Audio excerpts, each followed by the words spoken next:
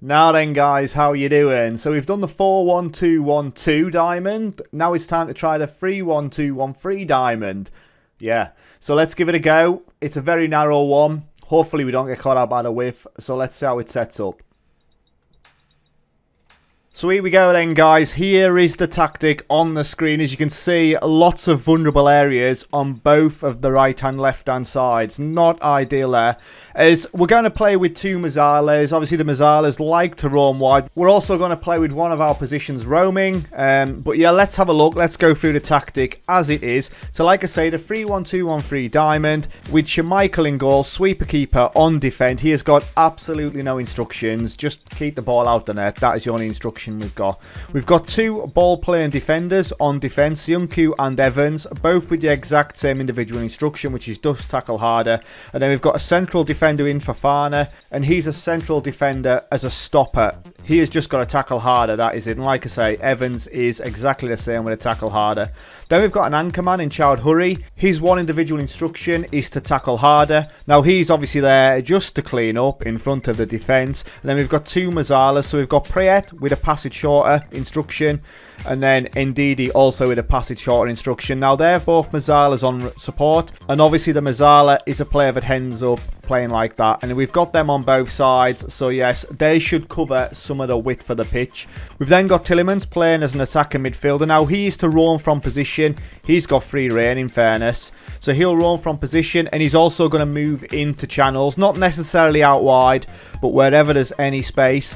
Then up at the top, we've got Iniacho as an advanced forward. He's to shoot more often. That's all I want from him. As soon as that ball gets anywhere near a position where he can shoot, he goes for it. Then we've got Vardy and Perez, currently deep line forwards, with a stay wider instruction. Again, if we can get these guys moving out there, we are on to a winner. Perez, exactly the same. And they're both deep line forwards on attack. We're going to play for a custom tiki-taka. We're wanting to be starting the ball out at Schmeichel and then just playing it through the middle of the pitch. And we're playing a balanced mentality. Don't want to go anything too attacking. As you can see from this tactic, we're already very vulnerable. So in possession then, we're playing a narrow attack and width. With our approach play, we play out from defence and we play the ball through the middle. Obviously, that's the way to go. No point playing it out wide. As we work the ball into the box, our passing directness is much shorter, obviously, as we're wanting to play that tiki-taka style. And we've got a much lower tempo. We're not getting the press and we're not pushing. We're just playing as we are. We play for set pieces. We dribble less. And our creative freedom, we're more disciplined. In transition, we counter press. When out possession, obviously, we try and push him straight away. And then we counter when the ball has been won. We've got 5 players there that are going to counter as soon as we get back into possession. We distribute quickly and we distribute to the centre-backs. And we take shorter kicks when our goalkeeper's in possession. Out of possession then, we use the offside trap, but we're not playing at the halfway line. We're playing a higher defensive line and we're playing a higher line of engagement. From our defensive width, we force opposition inside. Obviously, we want them playing into the middle of the pitch where the majority of our players are, and we prevent short goalkeeping distribution. So for me, we're forcing everybody into the middle of the pitch. Is it going to be congested? Yes, but that's where the majority of our team is, if not all of our team in fairness. Set pieces wise then, always the same. We're playing to the near post. We've got Evans and we've got Soyuncu there. Obviously Fofana would drop into that position as well, potentially. That is left and right. And then defensively, we're just going to play the normal routine, which has got a striker sat on the halfway line. Throw-ins wise, we're just going to play a mixed setup this time. Because of, obviously, the positional play, I'm not quite sure of the way to play it. So if we go mixed, they'll play what best suits the team. So that's what we're going to do. So that is same again, left and right, mixed throw-ins. As always, why are we choosing Leicester? Because they're in the majority of the competitions. And as we've seen in previous saves, there's plenty of cups for them to win. You know, we've got the English Premier League, the FA Cup, the Europa League and the Carabao Cup. We're still yet to win the Premier League. Is this going to be the tactic that does it?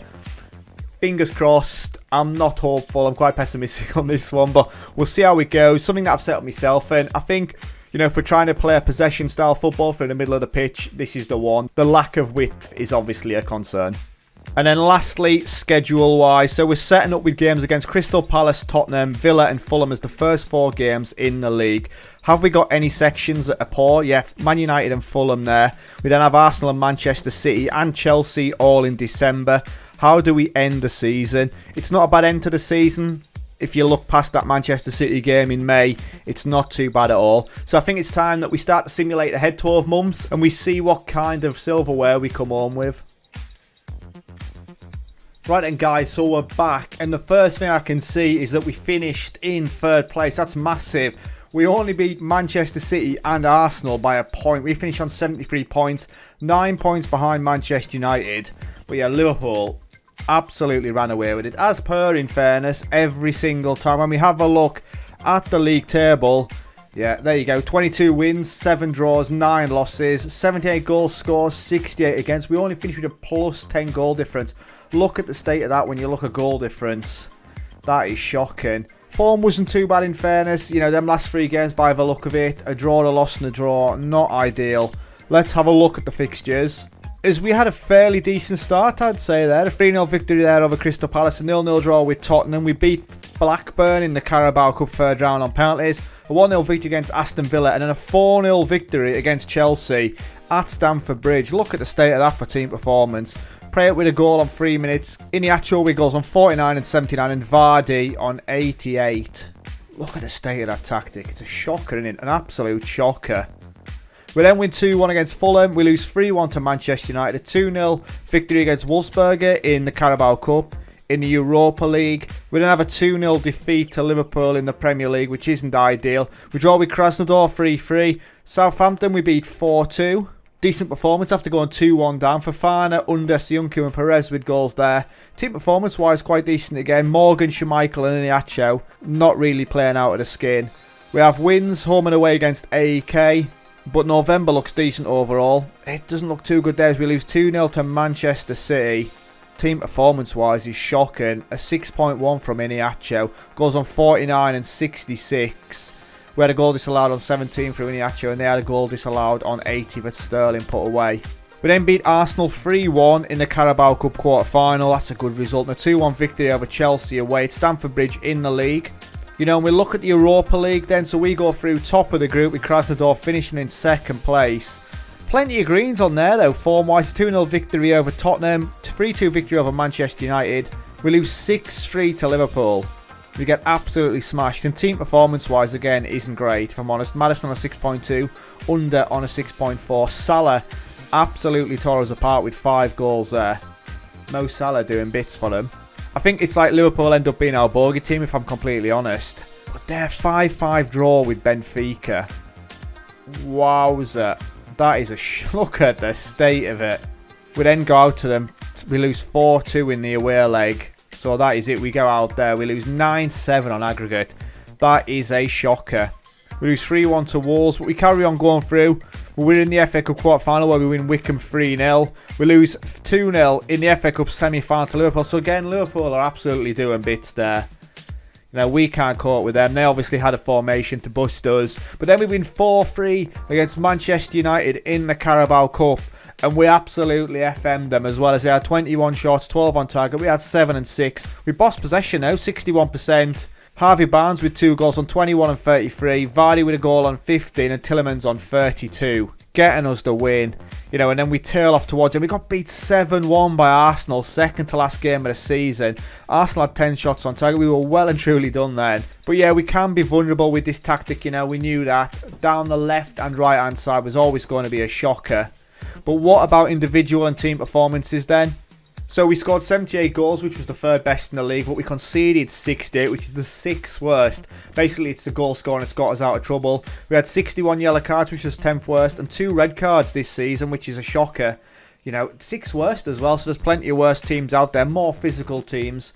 Player stats wise, Jamie Vardy was the top goal scorer with 31. Wesley Fofana had the highest average rating with a 7.33. Most assists goes to Jamie Vardy with 22. Best pass completion was Wes Morgan with 96%. Player of the Match Awards goes to Jamie Vardy, that was 7. Most yellow cards goes to Ndidi with 15. And most red cards, 1 apiece for Chowdhury and James Justin. So there we go then, guys. That's not bad going at all. You know, when we look at that tactic again, it is an absolute shocker in it. There's a lot of vulnerable positions there and there's an opportunity for teams to take advantage. But it's a narrow diamond, you know, it does exactly what it says on the tin. And naturally, if you want to focus all your player down the middle, this is the one for you. If you want to push your team inside. Like I say, it has done bits against the bigger teams. Liverpool being the bogey side, we just could not beat them. Every time we come up against them, we ended up getting done. But if you've got a different formation that you can drop in for those kind of games, then you're on to a winner. To give this one a try.